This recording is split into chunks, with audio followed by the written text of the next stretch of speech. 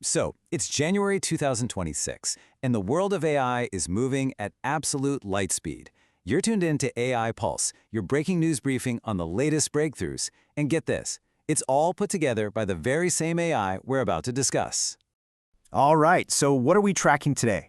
Well, we are looking at a perfect storm in the AI world. You've got these intelligent agents totally transforming our offices, you've got the massive hardware factories being built to power them, and there's just a tidal wave of investment fueling the whole thing.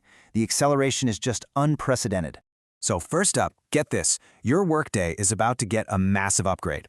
Anthropic just dropped a new class of AI that's, well, it's less like a chatbot you ask for help and way more like a true digital colleague that's ready to take on your most boring, tedious tasks. Next, we're going to look at the hardware arms race, the battle for the ultimate AI engine. The silicon is getting a serious power-up, as NVIDIA just unveiled its new supercomputer, the Rubin platform, and it is built specifically for this new era of intelligent agents. And finally, we're going to follow the money and explore the economics of this whole revolution. There's new data out showing that CEOs are just pouring cash into AI. But here's the crazy part. Most of their companies aren't even remotely ready for it. Okay, so let's start with the story that's changing the very nature of work itself. What does this new AI coworker actually do? Let's dive into the tech from Anthropic that's about to fundamentally change how we get things done. You know, the secret ingredient here is this thing called agentic AI. Think of it like this. Instead of giving a junior assistant a super detailed step-by-step list of instructions, it's like giving a senior colleague a high-level goal and just trusting them to get it done. It's a fundamental shift from just asking for a little help to truly delegating entire projects.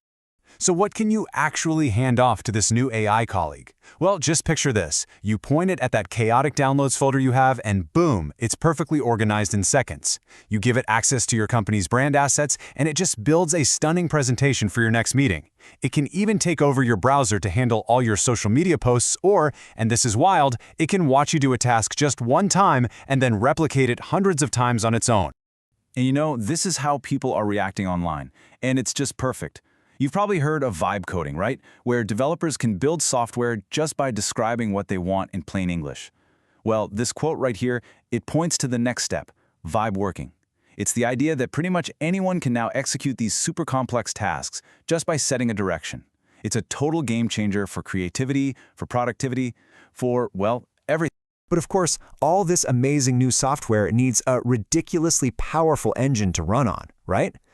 So let's talk about the incredible race to build the actual physical infrastructure for AI, where the stakes have literally never been higher. So at the recent CES, NVIDIA just dropped a bombshell, the Rubin platform. And look, this is not just a new chip. We are talking about a complete rack-scale AI supercomputer. It's the successor to the incredibly popular Blackwell platform, and it is just packed with new tech, like the Vera CPU and the next-gen Rubin GPU, all of it designed to make agentic AI faster, smarter, and way more efficient. And this analyst from Gartner really hits the nail on the head. This signals a huge strategic shift.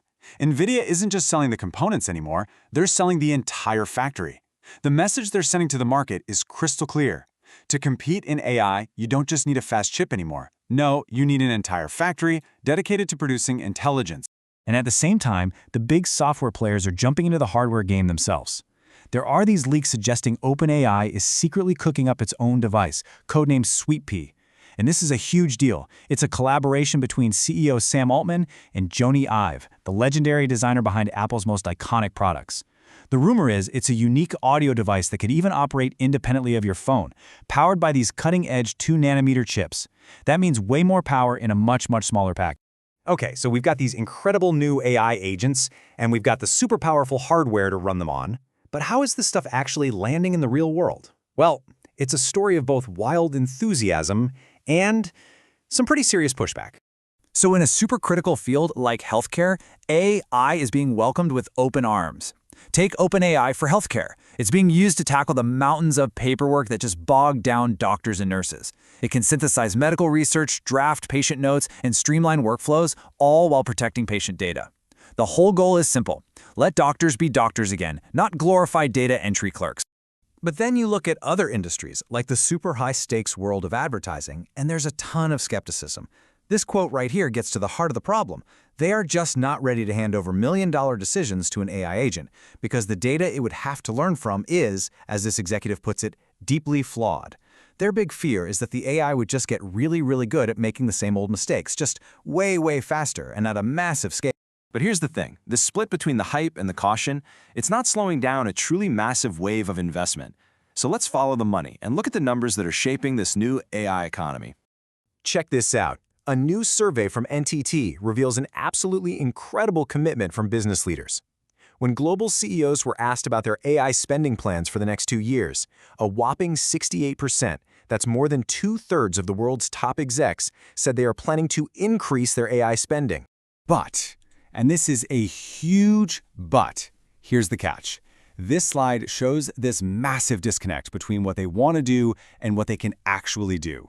While those 68% of CEOs are ready to write the checks, only a tiny 18% believe their company's current infrastructure is actually ready to support it. I mean, that is a massive, massive gap between the ambition and the actual on-the-ground reality. And all of this money, it's pouring into an ecosystem that's just moving at a dizzying speed. If you want to understand why these CEOs are so desperate to invest, even with all the challenges, you just have to look at the breakthroughs from last year alone. They are absolutely terrified of being left behind. I mean, 2025 was just a relentless year of fundamental breakthroughs. In January, we got a powerful new open source model. By March, there were reports that GPT 4.5 was basically indistinguishable from a human. In May, Anthropic released an AI that could work on its own for hours at a time. And then, in August, the big one, OpenAI launched GPT-5. The pace is it's mind-boggling. There's no other word for it. Which brings us to one last, pretty provocative question about the future of work. We started this whole thing talking about the new AI coworker, but as these systems get more capable, more autonomous, and more deeply woven into our teams, where does this evolution stop? We've gone from coworker to colleague, so what's next? Colleague to manager? That's the question we're all going to be grappling with probably a lot sooner than any of us think.